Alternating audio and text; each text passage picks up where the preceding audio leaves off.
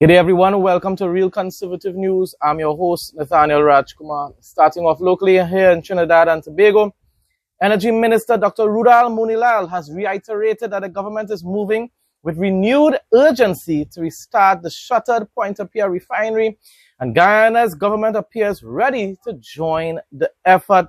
It's good to see Moonilal trying to seek assistance in reopening the refinery from various countries, including India as well. Speaking at the 2026 Guyana Energy Conference at Supply Chain Expo, Dr. Moonilal confirmed that the conference has accelerated talks with Guyana and potential investors. Guyana's Minister of Natural Resources, Vikram Bharat, revealed that the collaboration is already taking shape, with both sides actively exploring how the refinery restart could work. Let's just hope that very soon these talks will be also put into action. Having said that, you notice something about Minister Moonilal. He doesn't really say anything much when it pertains to the increasing in fines and fees and so forth. I don't know. If he does, please show me or tell me about any particular article where he praised the government for increasing those fines and fees. Somehow or the other, I believe that Moonilal, along with some others like Khadija Amin and some others, may not really be very happy with the decisions being made by Kamala Persad-Bissessar and her inner circle. This refinery was closed in 2018. To this day, we have not found the economic reason for closure. There may be other reasons, but they don't appear to be economic in nature.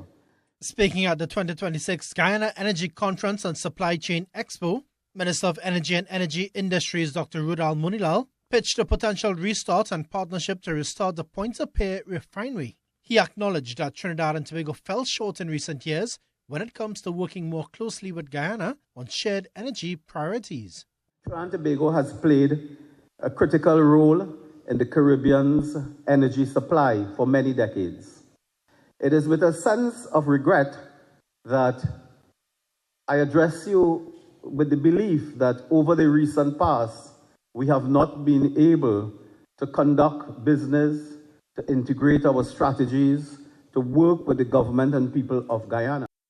Speaking about increases, there will be an increase in the price of eggs at government farms in Tobago from March 2nd, 2026. This announcement was made by the THA Division of Food Security via a media release on Friday. The release stated that the price will increase from $7 per dozen. Listen to this. To a whopping $15 per dozen. The division noted that this change in price reflects the significant increase in production costs over the years, always our excuse, including feed and other essential farm inputs, as well as the need to align prices more responsibly with current market conditions. The release further explained that the price of eggs and other agricultural produce had remained unchanged since 2005, adding that the decision was not taken lightly. Yeah, okay then. My response, yet another example of politicians, because I don't know if Kamala Persad-Bissessar administration is directly involved in this, or if it's because of Fali. Nevertheless, yet another example of politicians saying one thing during election campaigns, including Fali, and doing the opposite when they win. Now, I do believe that Fali Augustine is governing Tobago in a much better way than the PNM has ever done in the THA, the Tobago House of Assembly. But these are things that just continue to disappoint me. But the Kamala Persad administration and now even the Fali administration in Tobago, if you want to call it that. The double policy has now spread to Tobago. I went on to say, the double policy has now spread to Tobago, even though the vast majority of citizens' salaries remain the same. They're talking about rising cost of production, but they're refusing to acknowledge the fact that the people's salaries here in Trinidad and Tobago haven't significantly increased over the past few years either. We're being given the same excuses that PNM made for the past 10 years under Emperor Rowley's reign. Why now? Why now for early Augustine? Why now? Why couldn't wait? Why couldn't they wait until the nation's economy recovered and citizens' purchasing power was increased due to wages and growth amongst medium and small businesses? I'm quite sure that many of my UNC online friends won't complain though, because remember, politics matters more than anything else in this world, and also because they belong to the wealthier class of society. So paying double prices for eggs wouldn't matter anymore. They would have complained about it, of course, if PNM was still in office.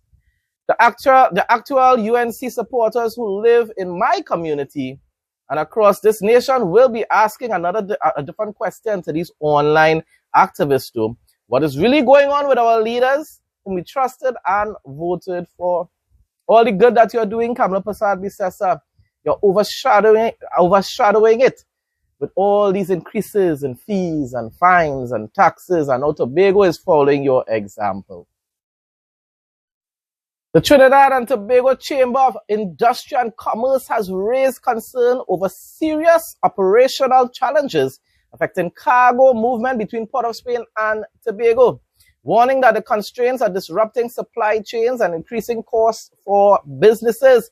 In a media release, the chamber said it received detailed feedback from members who reported extended delivery times, reducing sale frequency, 48 to 52-hour truck and turnaround cycles, prolonged port waiting periods, higher transportation costs, that is what is affecting people as well, and inadequate handling arrangements for refrigerated cargo.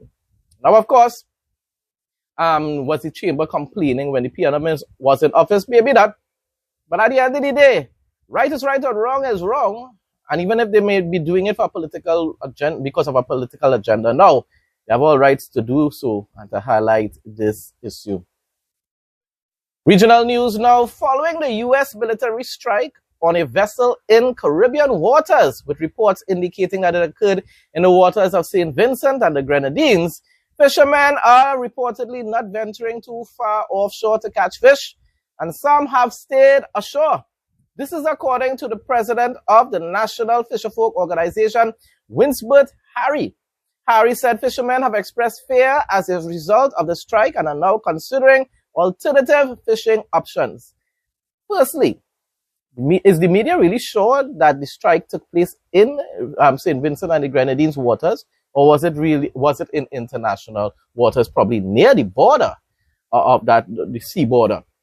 My response though, as long as you're fishing, as long as you're not fishing for coca fish and marry fish, you have nothing to worry about. The USA isn't targeting fishermen, people, even though that's the narrative being pushed by mainstream media. The word on the ground is that no boat went out on Wednesday.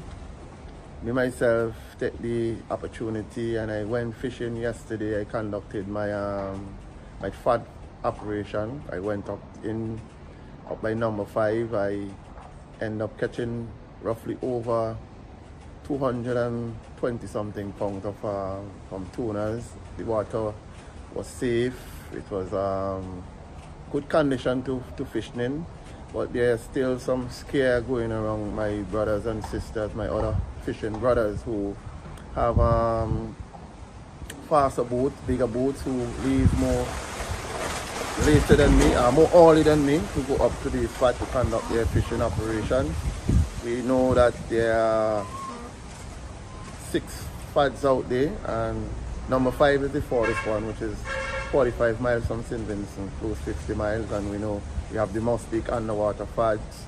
We have FAD number 3, FAD number 4, FAD number 2, and FAD number 1, but some fishers are saying that they will take a chance now to go to FAD number 1 or FAD number 2. And they not feel as confident or comfortable going by FAD number 5, because it's taking you almost 3 hours going and coming by FAD number 5.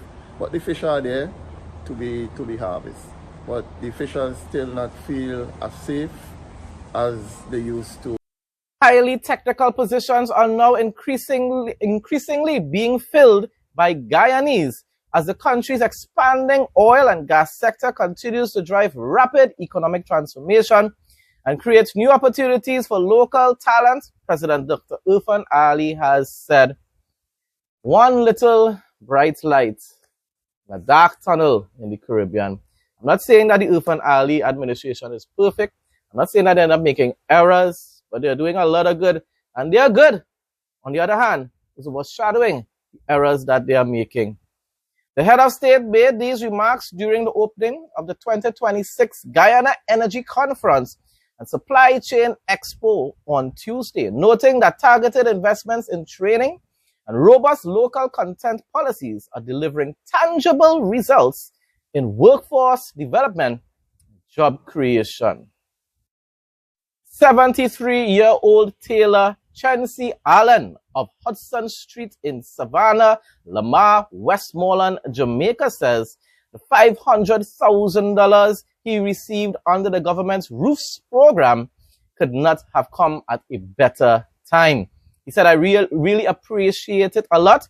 This is a great help to me right now, Allen told the Jamaica Gleaner after the presentation ceremony at the Sean Lavery Faith Hall in Savannah, Lamar on Thursday.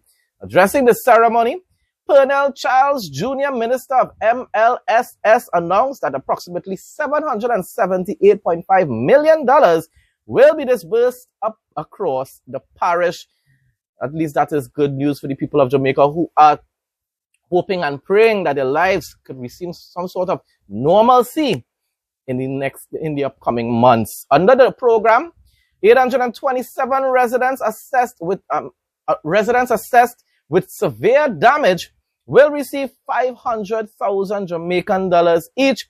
1,844 with major damage will collect $200,000, and 70 with minor damage will receive $75,000 each. Charles contrasted the government's response to Hurricane Melissa with previous disaster recovery efforts, noting that the ministry has significantly increased its assessment capacity and efficiency. This is good news for the Andrew Holness administration, which the administration isn't really that popular right now.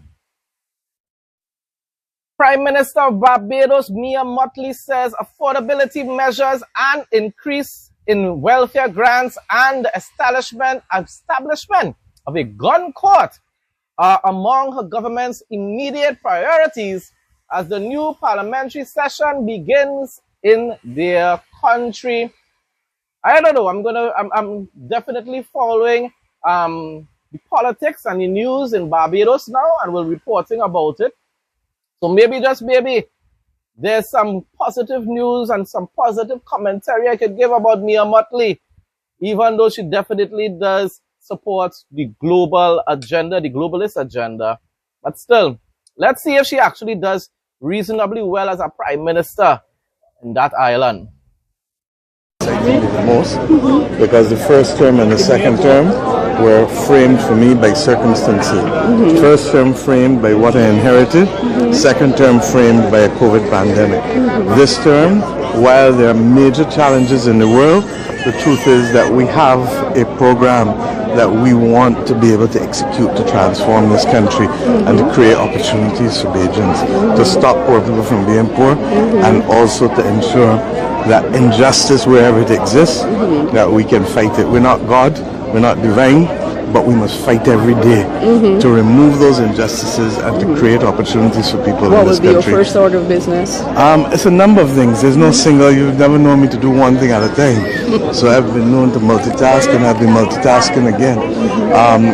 We believe that the measures, the cost of living and affordability measures, which we put in place, within the next 30 days, we want those in place for Bajans. And those will become immediate from April 1st.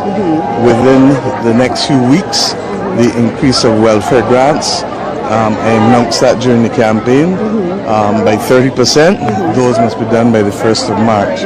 There are a number of other things across every entity. I believe that the establishment of the gun court is an urgent thing for us so that we can deal with gun crime quickly and expeditiously. We want to be able to make sure as well that the anti-defection legislation passes because we think it is necessary for the integrity of our political system.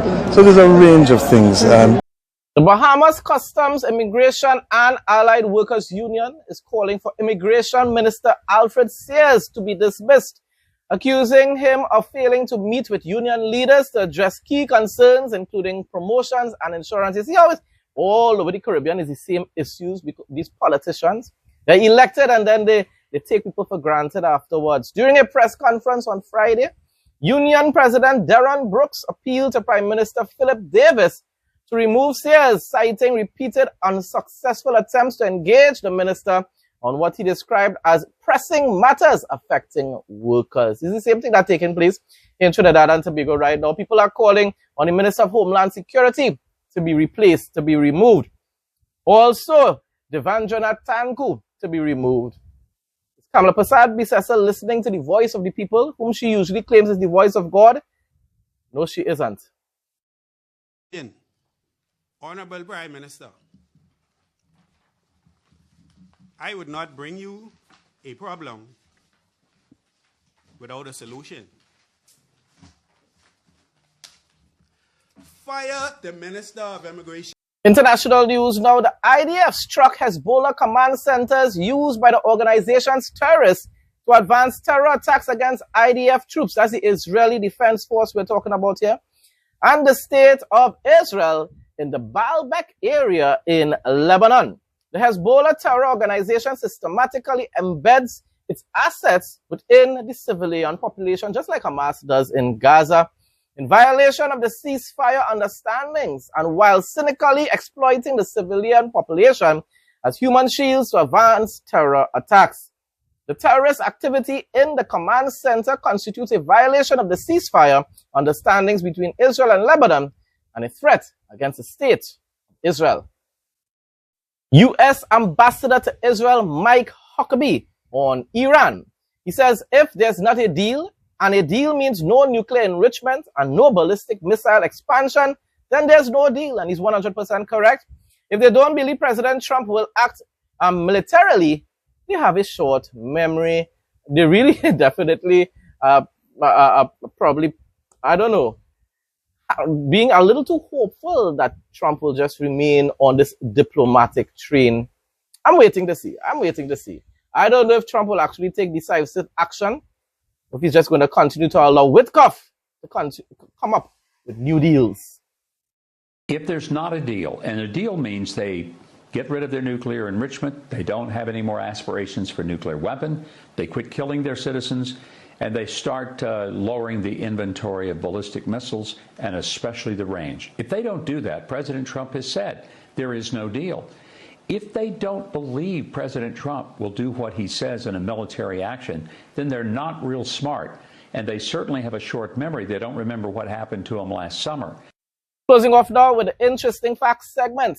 In an incredible leap forward for medical science, an Australian man in his 40s recently made history by living for over 100 days with a titanium artificial heart. Telling you it sounds like things that we used to look at in movies many years ago in the 90s and so forth. The patient who was suffering from severe heart failure had the device implanted at St. Vincent's Hospital in Sydney as a crucial stopgap measure while he awaited a human donor transplant. Not only did the device keep him alive for an unprecedented length of time, but he also became the first person in the world to be officially discharged from the hospital and live at home with the functioning artificial heart. Folks, that brings us to the end of today's news report. Thanks again to everyone who continues to support my content.